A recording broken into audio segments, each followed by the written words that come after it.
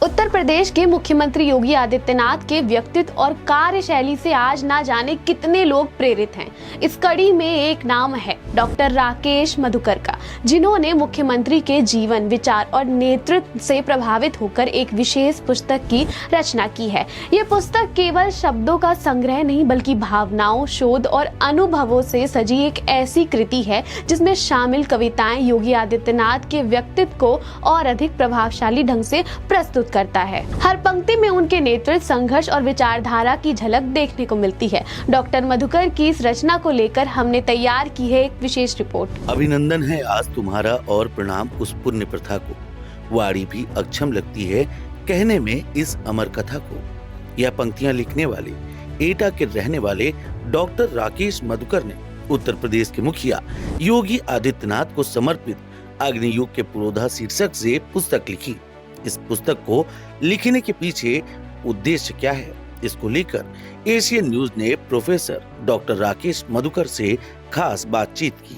आज मैं आपको एक एटा के महान व्यक्तित्व प्रोफेसर रहे डॉक्टर राकेश मधुकर जी से मुलाकात कराऊंगा, जो कविता जगत में भी इन्होंने बहुत अच्छी कविताओं को इन्होंने एक माला में परोया है और इन्होंने एक किताब लिखी है जो माननीय योगी आदित्यनाथ जी को समर्पित है। इसी पे चर्चा करने के लिए आज हमारे साथ मौजूद हैं प्रोफेसर डॉक्टर श्रीमान मधुकर जी। बहुत बहुत स्वागत है आपका एशियन न्यूज़ भारत में। जी,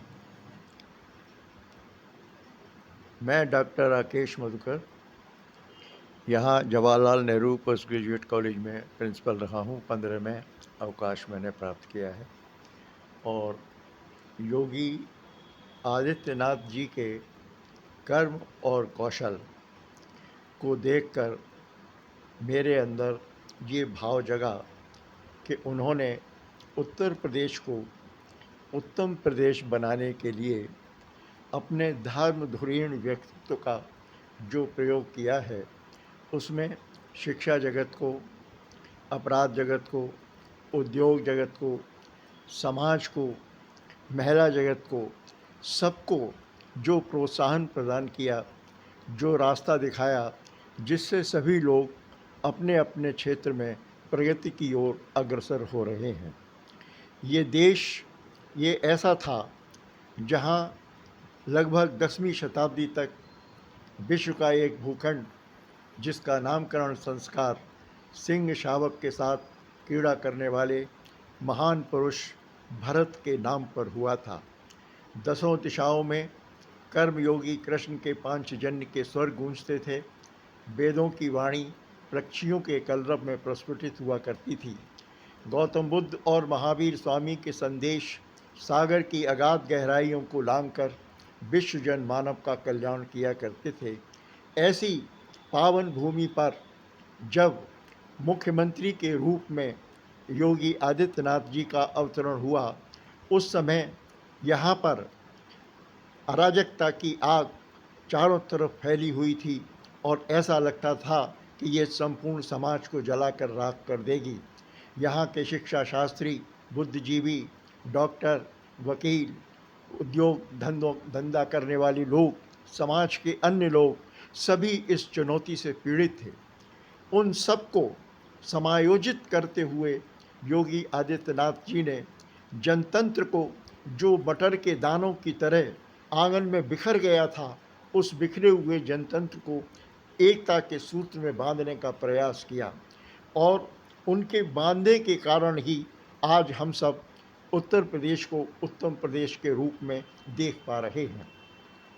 योगी जी का जो व्यक्तित्व है वो ऐसा था जिन्होंने शुभ और अशुभ रूपों को देखा है, जिन्होंने अंधकार भी देखा है और प्रकाश उज्ज्वल किरणें भी देखी हैं। वो साहित्य, कला और संस्कृति के संयोजक भी हैं और नियोजक भी हैं, चिंतक भी हैं और विचारक भी हैं। महंत अवैधनाथ जी के शिष्य होने के कारण उन्होंने संस्कृति और धर्म के साथ जो समझौता पूरे समाज का बिठाला है, वो उनके व्यक्तित्व की विशेषता है।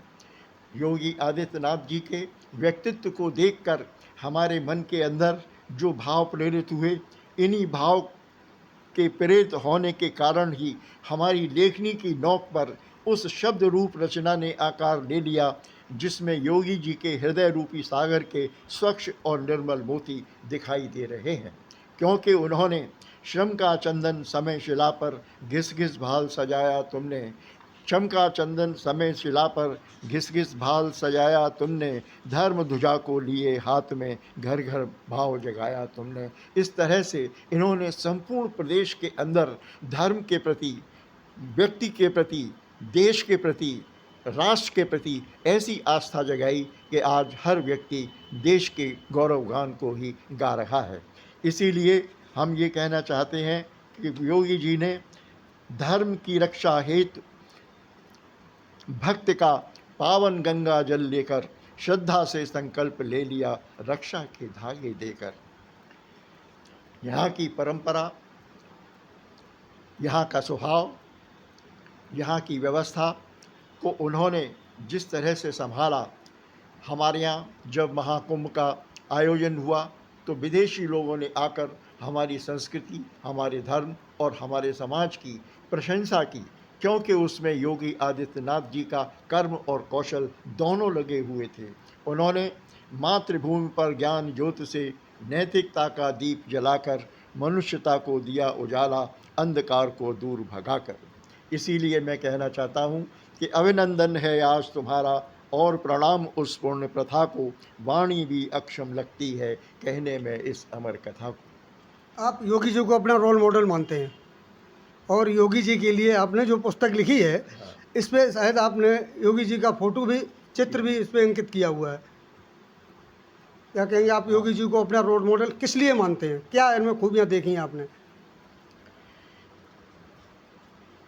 योगी जी का जो व्यक्तित्व है, राजनीति के क्षेत्र में उन्होंने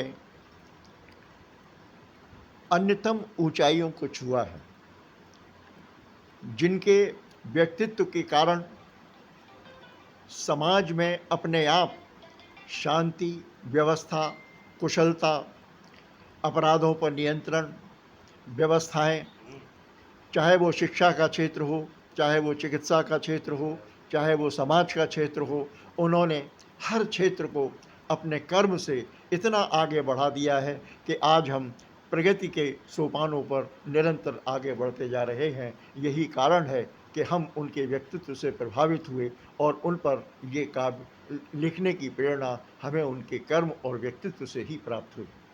बहुत बहुत धन्यवाद राकेश मधुकर जी। हमारे साथ थे राकेश मधुकर जी, जिन्होंने कविताएं लिखी हैं, बहुत बहुत सुंदर कविताएं लिखी हैं और माननीय योगी जी को समर्पित की हैं।